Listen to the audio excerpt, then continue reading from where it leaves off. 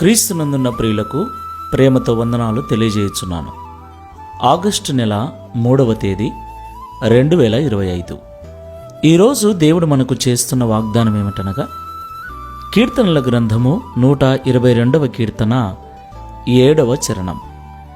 నీ ప్రాకారములలో నెమ్మది కలుగునుగాక, నీ నగరులలో క్షేమముండునుగాక.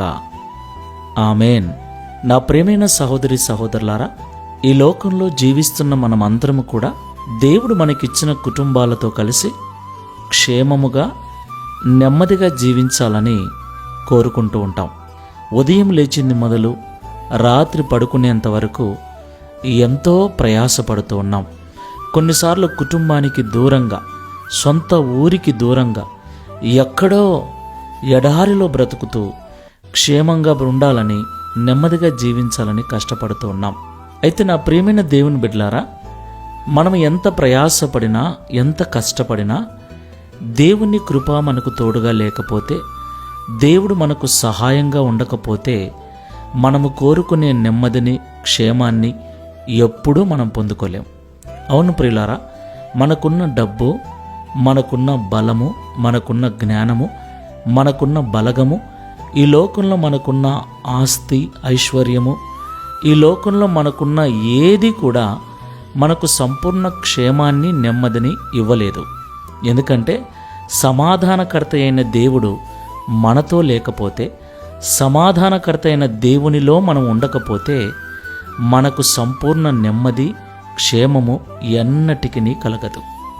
కాబట్టి ఈ మాటలు వింటున్న ప్రియ సహోదరి సహోదరులారా, ప్రభు సెలవిస్తున్న మాట, మీరు నాలో ఉండండి, నేను మీలో ఉంటాను. మీరు నాతో ఉండండి, నేను మీతో ఉంటాను. ఎప్పుడైతే నేను మీతో ఉంటానో అప్పుడు మీకు సంపూర్ణ నెమ్మది, క్షేమము కలుగుతుందని దేవుడు ఈ ఉదయకాల సమయంలో మాట్లాడుతున్నాడు. ఒకసారి పరిశీలన చేసుకొని ప్రార్థన చేసుకుందాం. సమాధానకర్తవైన తండ్రి, సర్వేశ్వరుడా, మీకు వందనాలు చెల్లిస్తూ ఉన్నాం.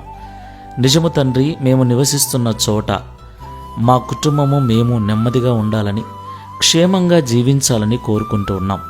మా చుట్టూ పరిస్థితులు ఎంతో భయంకరంగా ఉన్నాయి. మనిషిని మనిషి నమ్మేటువంటి పరిస్థితి ఇప్పుడు లేదు. ఎక్కడి నుండి ప్రమాదం వస్తుందో, ఎవరి ద్వారా కష్టము, నష్టం వస్తుందోనని ప్రతి క్షణం భయపడుతూ ఉన్నాం. కుటుంబం అంతా క్షేమంగా, నెమ్మదిగా ఉండాలని పలు రకాల ప్రయత్నాలు చేస్తూ ఉన్నాం. అయినను మేము అనుకున్న నెమ్మదిని, మేము అనుకున్నంతగా క్షేమాన్ని పొందుకోలేకపోతున్నాం.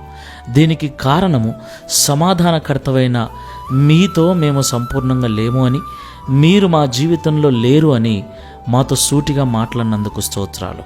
ఈ ప్రార్థనలో ఏకీభవిస్తున్న మేమందరం కూడా నీతో కలిసి జీవిస్తూ ప్రయాసపడుటకు సహాయం చేయండి. మిమ్మల్ని కలిగి కష్టపడుటకు సహాయం చేయండి.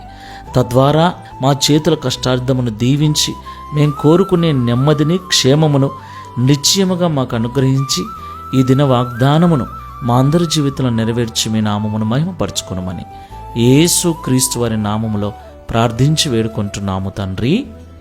Amen. Praise the Lord. God bless you.